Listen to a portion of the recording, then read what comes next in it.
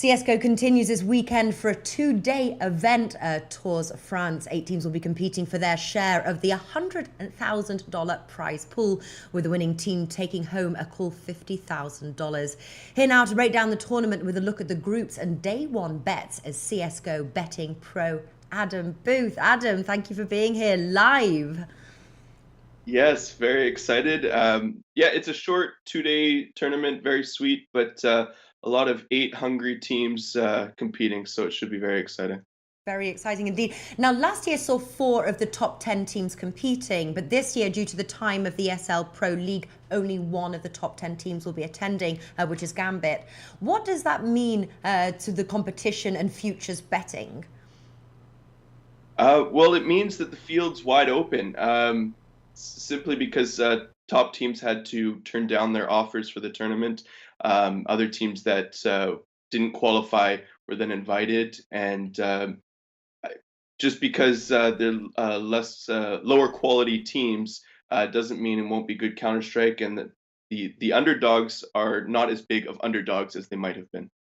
Yeah. Well, Group A, we've got Gambit, Godsend, AGO, and Torqued. Which 2 teams do you think will qualify from Group A? Group A, it's the weaker of the 2 groups. I would say that Gambit should be the clear favorite. In the past, maybe a year ago, I would have said no, Gambit clearly comes out of this one. I still think they will. And then it's really a coin flip between Godsend and AGO. They have had a great rivalry the last few months, and it's going to come down to the map, potentially just even a few key rounds in their matchup. So those 2 teams will play on opening day. And then Torqued, they have the potential to upset on a map or 2, but if the other 3 teams play like they should, I don't see Torqued moving through the group. Yeah, I definitely say Group B, you're right. You've got Gambit, obviously, which is one of the favourites to win the tournament. And then Group B, we've got Hellraisers, North, Team Envious, and the Imperial. Who do you see qualifying? Obviously, North and Hellraisers being the top 2 favourites to win the tournament.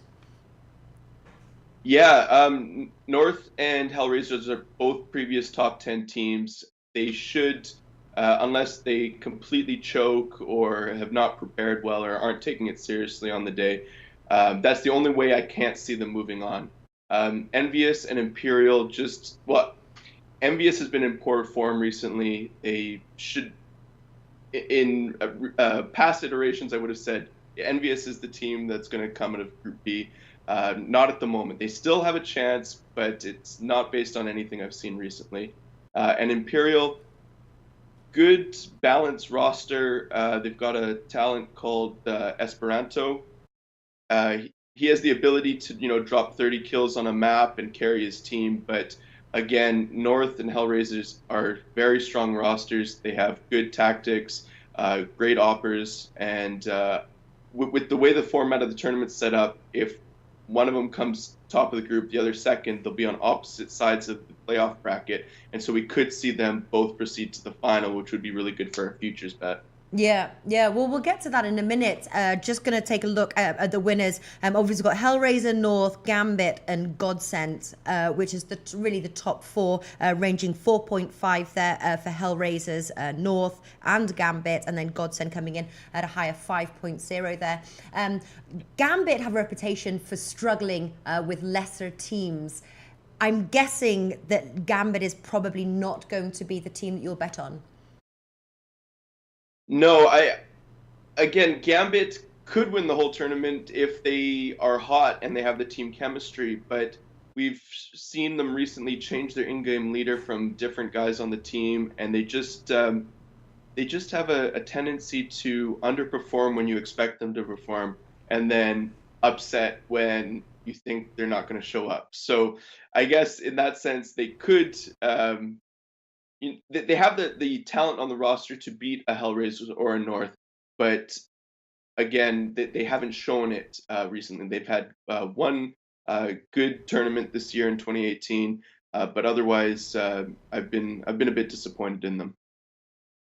Yeah, one of the best bets I like outright futures is to reach the final. So you've got Hellraisers 2.3 and North 2.4. Wondering whether to hedge my bets on both of those two. What are you looking at right now in terms of futures bets? Um, I like those two investments just to reach the final. I do think there's a bit more value on them to win straight up.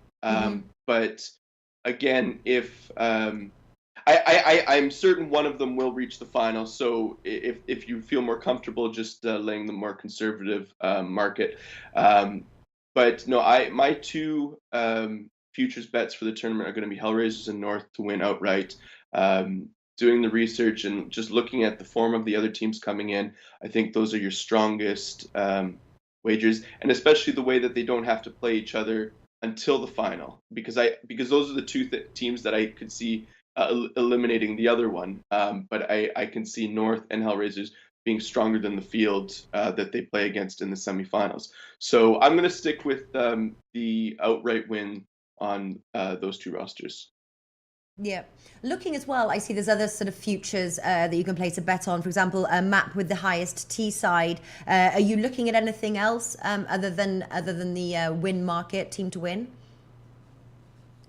I do that for some of the bigger tournaments, but with it only being a 2-day tournament, one team could have prepared one map that we won't find out about, and if that team happens to make a deep run, then it could just throw our entire prop bet on the maps. So no, I didn't do enough research to prepare for that. If any of our followers out there have some insight on maybe Hellraiser's looking strong on Mirage, or which actually is a map that they like to play, then you might say, okay, well, Hellraisers are going to play this map all the way through to the finals.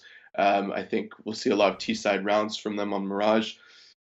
Then you might want to go with it. But on a 2-day tournament, I don't feel confident enough myself to look at those markets. All right, no worries at all. I just got a message from Sophie S. Great new addition to SBR. Yes, hopefully Thanks so it's much. very exciting. I'm obviously dabbling my It's early toes in. days. Yeah, unfortunately, the first ESL Pro League tournament could have started on a little bit of a better note, but there's still a couple of days left that we can make some cash. So thanks so much for the support. Yeah, no, it's exciting stuff. And listen, let's get on to day one bets. We've got obviously Gambit, Torqued, North versus Imperial, Godsend versus AGO, and Hellraisers versus Envious. I have to say the favourites, the only sort of favourite if you want to back outright here is Godsend at 1.66. I've found. But before we get into individual bets, in my soccer bets, I like to parlay some of the lower favourites. Are there options here to parlay lower favorites? Yeah, there are certainly. If you were looking for one on the day, I would say North against Imperial money line. I don't have it in front of me right now, but I would say it's probably about a 1.3, 1.4. Maybe you can confirm that. But yeah, that would be the one match. Imperial recently changed their in-game leader, and that is going to have repercussions for them on this tournament. I'm sure they've prepared with Crystal, but he's not exactly a super hot player coming into the tournament. North, on the other hand, is looking great, and they've played much better quality opponents in the last couple months. And I would say that would be my one solid bet if you were looking to parlay it with some football picks. All right. Sorry, are there any that you're parlaying? Because I suppose based on sort of the articles that I've read, especially of yours, I would probably I would leave Gambit out. I think that they could be a bit of a loose cannon. But North, Godsend, and Hellraisers might be a nice little 3-bet acca there. What would you do? Yeah, yeah. Or even if you were just looking for even odds, North Hellraisers, just parlay the money line on both of those. There's no reason to think that Envious is going to outright beat Hellraisers. Mm. They have just been in very poor form. I found the 3.5 handicap on Hellraisers generous. Of course, the tournament is in France. Envious is a completely French roster. So maybe they say, no, no, no, this is our tournament. But I think that roster will be swapped within the month or so. So uh, if they're a dead team, then Hellraisers parlayed with North on the money line looks very promising. You're right, though, to say pass on Gambit. Torqued 4.5 on the spread is generous.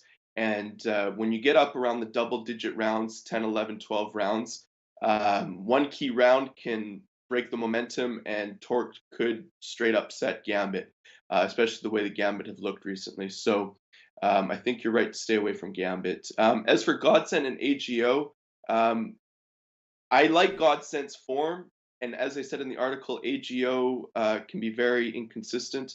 Gun to my head, I would say Godsend money line over AGO money line, even though AGO has the nicer price. But I don't feel comfortable enough putting Godsend in a parlay. Okay. Talking now, obviously, I know your article over at Sportsbook Review. I will put the link in the description box, so make sure to check that out. You do go into sort of the bets for each. You've got a bet for each game. What are your two favorite? For the opening matches? Yes, day one. Day one, yeah. My two, well, I posted the four that I'll be on. My two favorite would be the North, 3.5 on the spread, and the Godsend AGO over 26.5 rounds. Godsend AGO have played each other very closely in recent times. Like just looking over their last 5 matches, 4 of them have gone over the total.